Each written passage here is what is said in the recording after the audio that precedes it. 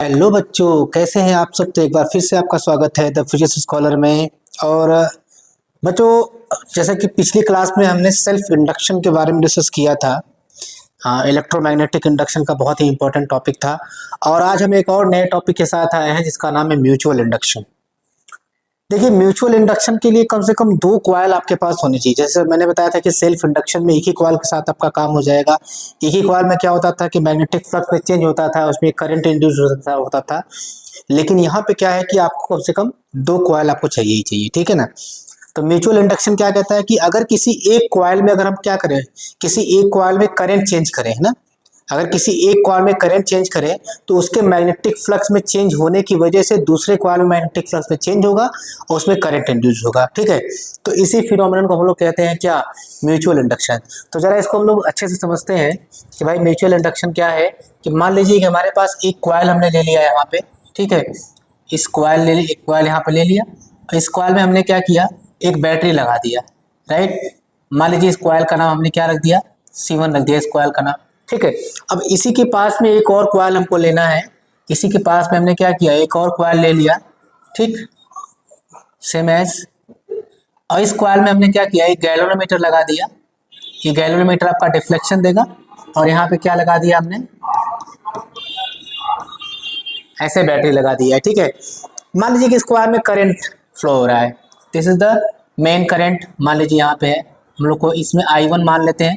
I1 हम लोग का क्या है, दिस इज मेन करंट है, यहाँ पे मेन करंट होगा। और एक कॉइल C2 है जिसमें आपका क्या होगा, इंड्यूस्ड करंट जनरेट होगा, ठीक है। इंड्यूस्ड करंट मान लेंगे यहाँ पे जनरेट होने वाला है। अब वही डिस्कस करना है कि भाई इंड्यूस्ड करंट का डायरेक्शन क्या होगा। फिर से लेंज लॉ के हिसाब से क्या करेंगे, हम लोग करंट को डिसाइड करने वाले हैं। तो मान लीजिए कि मेन करंट यहाँ पे हमने लगा दिया। जैसे इसमें करंट फ्लो होगा, ये कॉइल क्या करेगा, एक मैग्नेट की तरह काम करने लगेगा। अगर मैग्नेट की तरह काम करेगा तो वहां से मैग्नेटिक फील्ड लाइंस निकलेंगी। और वो मैग्नेटिक फील्ड लाइंस क्या करेंगी, इस दूसरे कॉइल से ऐसे पास करेंगी, राइट। वो मैग्नेटिक फील्ड लाइंस दूसरे कॉइल से ऐसे पास करेंगी, ठीक है। इस तरीके से दूसरे कॉइल से मैग्नेटिक फील्ड लाइंस पास करेंगी। अब इसमें करंट चेंज होने की वजह से क्या होगा, इसमें मैग्नेटिक फ्लक्स में चेंज होगा और यहाँ पे करंट इंड्यूस होगा। तो मान लीजिए कि यहाँ पे मेन करंट अगर हम कह रहे हैं कि यहाँ पे आपका मेन करंट अगर इंक्रीज कर रहा है ना, अगर यहाँ पे मेन करंट इंक्रीज कर रहा है तो यहाँ पे इंड्यूस करंट का डायरेक्शन फिर से लेंज लॉ से डिसाइड होगा। और लेंज लॉ कहता है कि जिस वजह से करंट इंड्यूस्ड होगा उसी वजह का अपोज करेगा। यानी कि मेन करंट के बढ़ने से क्या होगा, करंट इंड्यूस होगा। यानी कि यहाँ पे जो इंड्यूस करंट का डायरेक्शन है वो मेन करंट के अपोजिट होगा। तो यहाँ मेन करंट अगर यहाँ पे दिख रहा है आपको क्या है, क्लॉकवाइज है, तो इंड्यूस करंट का डायरेक्शन क्या होगा, एंटी क्लॉकवाइज होगा, कुछ इस तरीके से फ्लो करेगा। दिस इज व्हाट, I2, है ना। तो इधर हो गया आप लोग का मेन करंट I1, इधर हो गया इंड्यूस करंट I2। तो फिर से वही चीज की एक्सपेरिमेंटली अगर हमको यहाँ देखना रहे कि भाई जो हमारा इंड्यूस्ड करंट होगा एक्सपेरिमेंटली, ठीक है, कि पहले कॉइल में जो मैग्नेटिक फ्लक्स होगा या पहले कॉइल में जो फ्लक्स लिंकेज होगा वो दूसरे कॉइल में करंट में फ्लो होने वाले इंड्यूस करंट के डायरेक्टली प्रोपोर्शनल है। यानी कि क्या लिखेंगे यहाँ पे, फ्लक्स लिंकेज लिखेंगे। Flux linkage, flux linkage in first coil, in first coil is directly proportional to induced current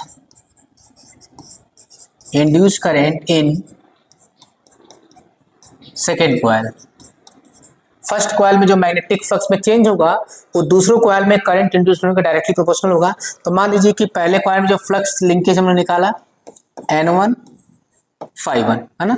तो ये फ्लक्स लिंकेज क्या हो गया, फर्स्ट कॉइल हमने बताया था कि फ्लक्स लिंकेज क्या होता है कि टोटल जो फ्लक्स होता है ना, टोटल फ्लक्स को हम लोग फ्लक्स लिंकेज कहते हैं। टोटल फ्लक्स का मतलब क्या हुआ कि एक टर्न से एसोसिएटेड फ्लक्स क्या है, Φ1 है। और मान लीजिए हमको टोटल फ्लक्स चाहिए, तो टोटल फ्लक्स के लिए तो क्या करेंगे, इसमें टोटल नंबर ऑफ टर्न से क्या करेंगे, मल्टीप्लाई करेंगे। तो हम लोग का टोटल फ्लक्स आ गया। यानी N1 Φ1 जो है वो क्या हो गया, हमने फर्स्ट कॉइल का अगर मैग्नेटिक फ्लक्स ले लिया तो सेकंड कॉइल में क्या लेना पड़ेगा, इंड्यूस करंट, यानी क्या, I2। तो ये हो गया हम लोग का क्या, I2। यानी कि यहाँ से N1 Φ1 जो होगा वो MI2 की क्या हो जाएगा, इक्वल हो जाएगा।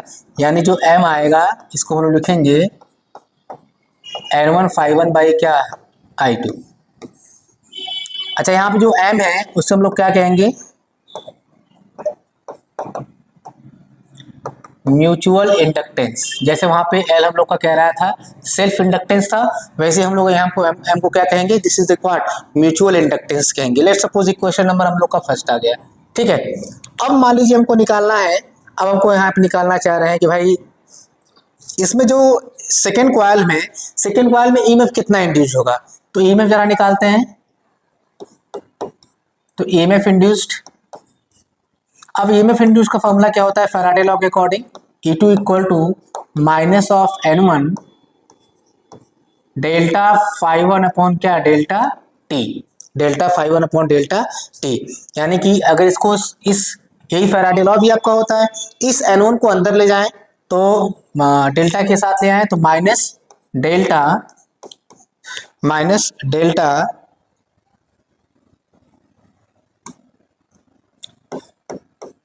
N1 फाइव वन अपॉन क्या, डेल्टा टी। अब जरा क्वेश्चन फर्स्ट को देखिए, जहां पे N1 फाइव वन लिखा है वहां पे Mi2 लिख सकते हैं आराम से। तो हम लोग का यहाँ पे हो गया क्या, E2 equal to minus of delta Mi2 upon क्या, डेल्टा टी। यहाँ से हम लोग का E2 क्या मिल गया, M बाहर आ जाएगा माइनस के साथ, डेल्टा I2 अपॉन क्या, डेल्टा टी। ये हम लोग का क्या हो गया, इंड्यूस्ड ईएमएफ हो गया, राइट।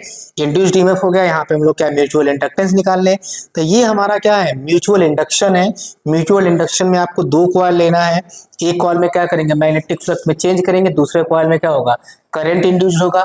अब पहले कॉइल में जो हम लोग का जो फ्लक्स लिंकेज होगा और दूसरे कॉइल के करंट इंड्यूस के क्या होगा, डायरेक्टली प्रोपोर्शनल होगा।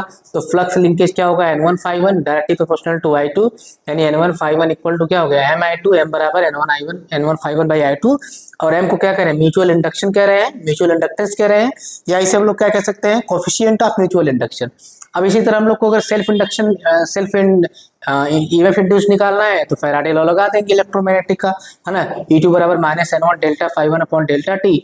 डेल्टा को हमने N1 को अंदर ले गए, N1 फाइव वन की जगह यहाँ पे Mi2 रख दिए, M बाहर चला आया, तो हमारे पास ये इंड्यूस्ड ईएमएफ का फॉर्मूला मिल गया, ठीक है ना। चलिए यहाँ तक तो ठीक है। अब लोग डिस्कस करते हैं कि अगर दो हमारे पास कोएल है, दो कोएक्सियल कोएल, राइट। अगर दो कोएक्सियल कोएल है तो दो कोएक्सियल के कारण कितना म्यूचुअल इंडक्टेंस होगा ना। दो कोएक्सियल कोएल है तो दोनों कारण म्यूचुअल इंडक्टेंस कितना होगा, जरा उसके बारे में डिस्कस कर लेते हैं। बहुत ही इंपॉर्टेंट टॉपिक पढ़ा रहे हैं बेटा, बहुत ध्यान से, बिना वीडियो को स्किप किए बहुत ध्यान से टॉपिक को सुनिए, राइट।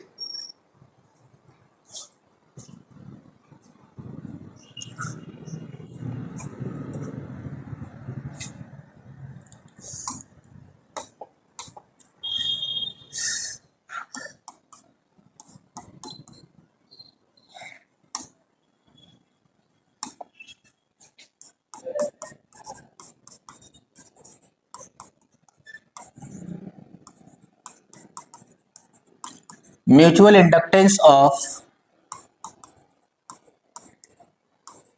टू कोएक्सियल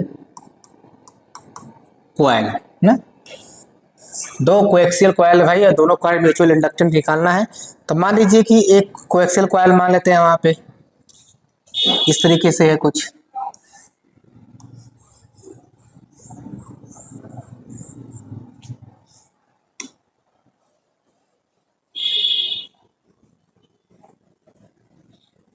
थोड़ा सा और नीचे बनाते हैं ताकि जगह हो जाए हमारे लिए।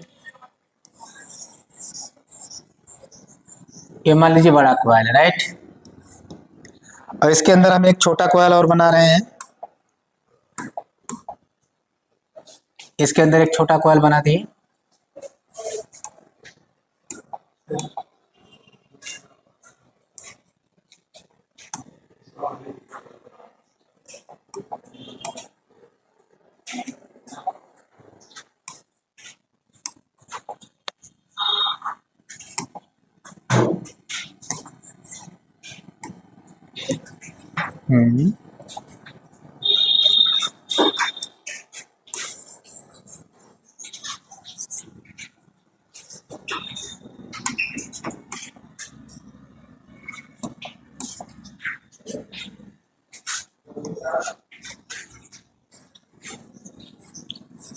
एक कॉइल मान लीजिए ये वाला ले लिए, ठीक है। इसके अंदर एक और कॉइल ले लेते हैं हम लोग।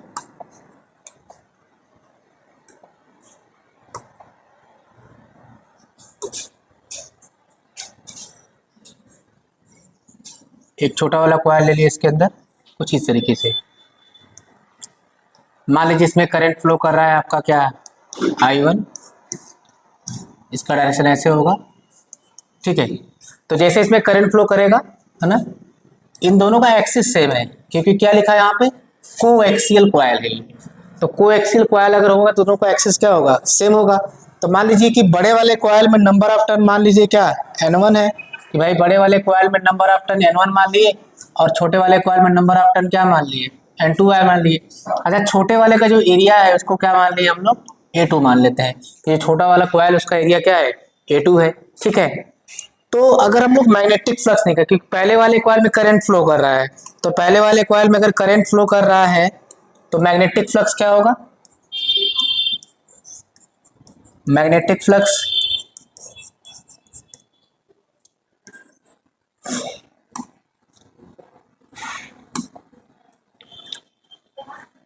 हाँ, मैग्नेटिक फील्ड निकालते हैं पहले।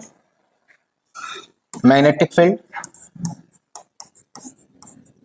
B1 निकालेंगे equal to mu naught N1 I1। Mu naught N1 I1, आपको N1 समझ में आ रहा होगा क्या है। अच्छा, इन दोनों का लेंथ हमने L मान लिया है, दोनों कॉइल का लेंथ सेम होगा तो L मान लेते हैं। तो अब इस N1 की जगह क्या रखेंगे, म्यू नॉट N1 बाई क्या, L इंटू क्या, I1। Mu naught N1 by L into I1, ये B1 हो गया। अब लोग मैग्नेटिक फ्लक्स निकालते हैं। तो मैग्नेटिक फ्लक्स φ1 इक्वल टू क्या, B1 और एरिया। तो मैग्नेटिक फ्लक्स हमेशा किसका निकालेंगे, सेकेंड वाले कॉइल का निकालेंगे, क्योंकि मैग्नेटिक फ्लक्स सेकेंड वाले कॉइल में इंड्यूस होगा। तो B1 की वैल्यू हम लोग की हो गई कितनी, mu naught N1 I1 by क्या, L इंटू क्या हो गया, A2 हो गया, राइट, A2 हो गया। अब हमको टोटल फ्लक्स चाहिए, तो टोटल फ्लक्स चाहिए तो क्या करेंगे, N2 से मल्टीप्लाई करेंगे। तो इधर कितना हो गया, N2 φ2 हो गया, इधर इधर भी N2 से मल्टीप्लाई करना पड़ेगा। तो देखिए mu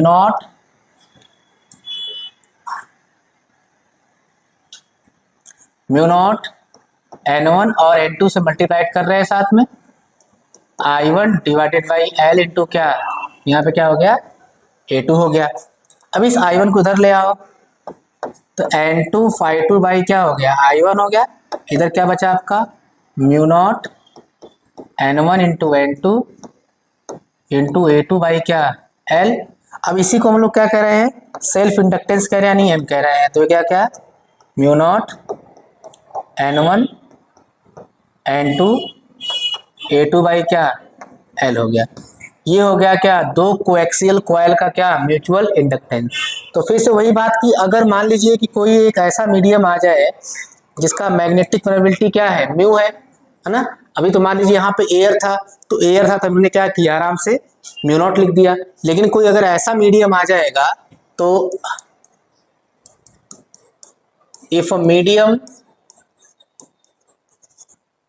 of magnetic permeability mu is inserted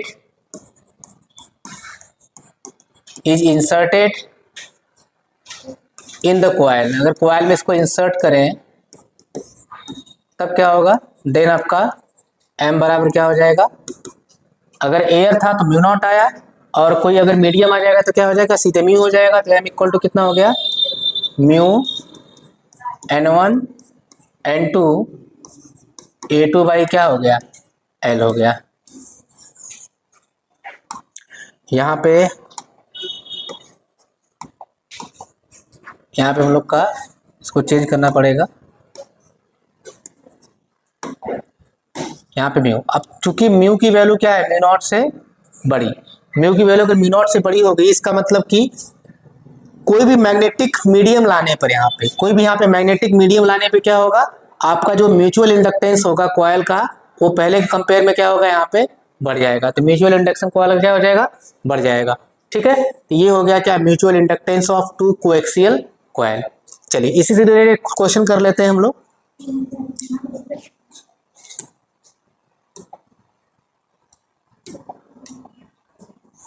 चलिए देखिए, हमारे पास एक क्वेश्चन कह रहा है, ये एनसीईआरटी का बहुत ही इंपॉर्टेंट क्वेश्चन भी है एग्जाम्पल का। कह रहा है 2 concentric circular coils, one of small radius r1 and other of large radius r2 such that r1 is greater than r2। यानी कि जो पहला कॉयल है वो बहुत बड़ा है, दूसरा वाला कॉयल क्या है, छोटा है। Are placed coaxially with centres coinciding. कह रहा है कि obtain the mutual inductance of the arrangement. तो सबसे पहले क्या करना है, हमको 2 कॉयल बनाना है।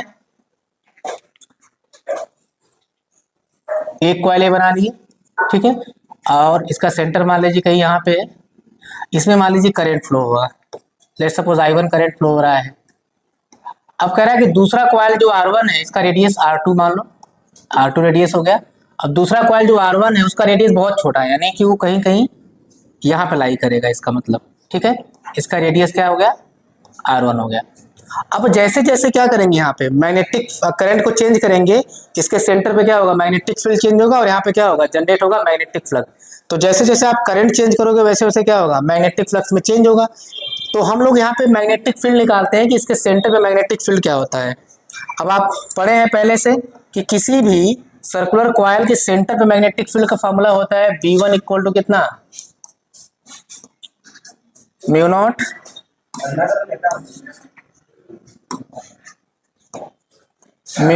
I अपॉन क्या 2R। चूंकि इसका रेडियस R है इसलिए क्या ले लिए, R2 ले लिया। करंट I1 ले लिए यहाँ पे, तो B1 equal to mu naught I1 upon क्या 2R2। अब हमको फ्लक्स लेना है, तो फ्लक्स निकालते हैं।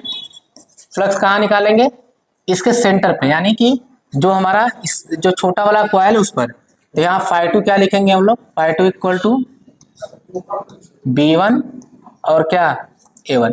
तो देखिए B1 की वैल्यू यहाँ निकाले हैं, क्या हो गया कितना, म्यू नॉट I1 अपॉन क्या 2R2। अच्छा, इस छोटे वाले सर्कुलर कॉइल का एरिया क्या होगा, दैट इज क्या पाई R1 स्क्वायर। तो ये हम लोग का क्या हो गया फ्लक्स। अब हमको करंट से अगर डिवाइड करें, यहाँ पे सब I1 है, तो यहाँ क्या हो गया φ2 बाई क्या I1, ये हम लोग का हो गया म्यू नॉट, यहाँ हो गया पाई R1 स्क्वायर डिवाइडेड बाई क्या 2R2। इसी को हम लोग कहते हैं क्या, म्यूचुअल इंडक्टेंस। तो ये M हो गया, तो म्यू नॉट पाई R1 स्क्वायर अपॉन क्या 2R2। ये इसका क्या हो जाएगा, राइट आंसर हो जाएगा। ओके, तो ये बहुत ही इंपॉर्टेंट क्वेश्चन था, कई बार पूछा गया है बोर्ड एग्जाम में, ठीक है। तो आप इसको अच्छे से तैयार करिएगा। चलिए इसी के साथ मिलते हैं नेक्स्ट क्लास में। Thank you so much.